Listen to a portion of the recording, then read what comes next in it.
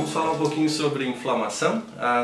Inflamação, então, que é sempre decorrente da produção de um dano celular, seja ele real ou potencial, induzido por uma modificação fisiológica e funcional das membranas celulares, normalmente produzidos por agentes físicos, como por exemplo um trauma mecânico, um processo lesivo, uma cirurgia, uma solução de continuidade do tecido físico onde está acontecendo esse processo.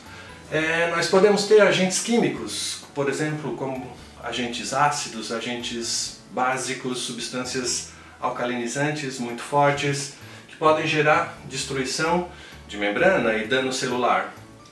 Nós podemos ter agentes biológicos, como por exemplo vírus, bactérias, fungos, que parasitam ou colonizam o tecido e com isso levam a uma destruição das células. Nós podemos ter essas destruições celulares produzidas por radiação ionizante, como por exemplo UVA, UVB, raio-x ou outras radiações que possam levar a uma modificação da característica da célula. Ou, internamente, pelo consumo energético desenfreado, nós podemos ter a produção de radicais livres, como por exemplo radical superóxido, radical hidroxil, peróxido de hidrogênio ou outros lipoperóxidos, que são produzidos internamente por um aumento da atividade mitocondrial e que levam aí à produção e degeneração celular.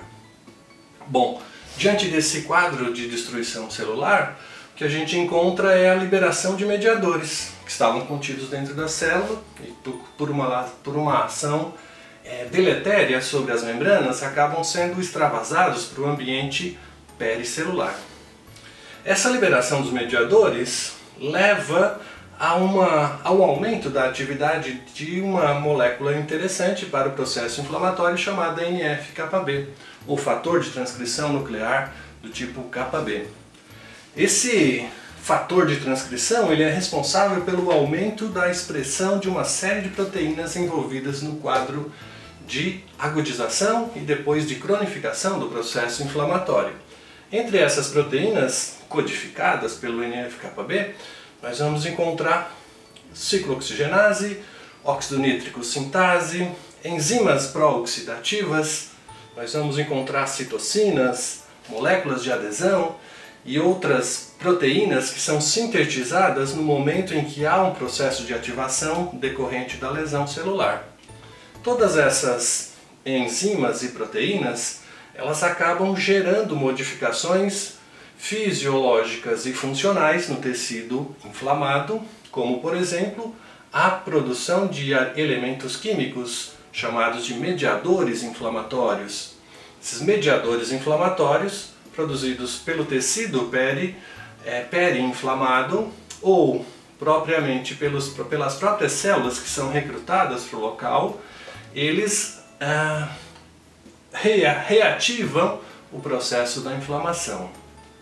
Nós podemos ter também modificações celulares, como por exemplo o recrutamento de leucócitos para o local onde está acontecendo a inflamação. Nós vamos encontrar seguramente modificações vasculares, como por exemplo vasodilatação e aumento da permeabilidade vascular.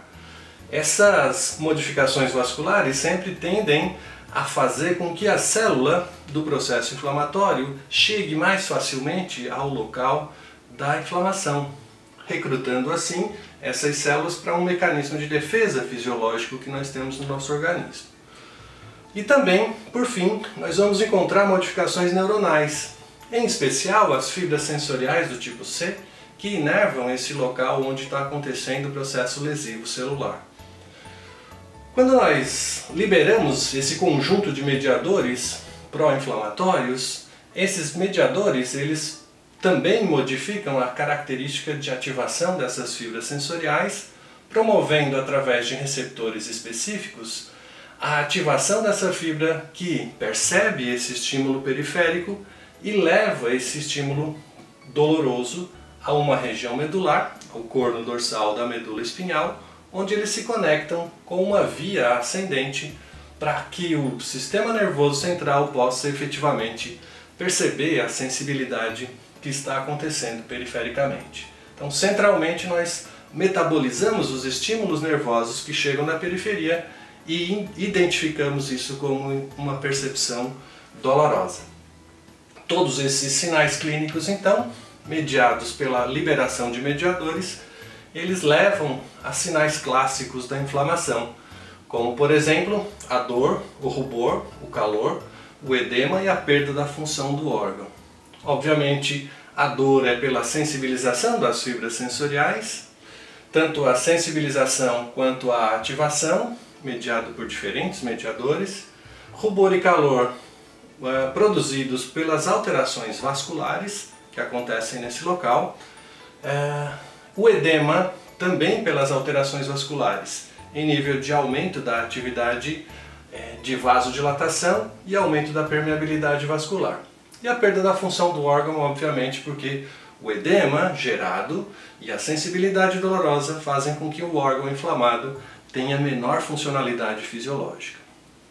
Todos esses sinais clínicos e sintomas, eles podem ser efetivamente modulados a partir da diminuição da produção desses mediadores inflamatórios, como por exemplo pelo uso de anti-inflamatórios do tipo não esteroidais ou esteroidais, ou ainda pela utilização de plantas e fitoterápicos com propriedades anti-inflamatórias. E é isso que nós vamos tratar no nosso próximo capítulo do documentário Origens. Não percam e nos vemos na próxima semana.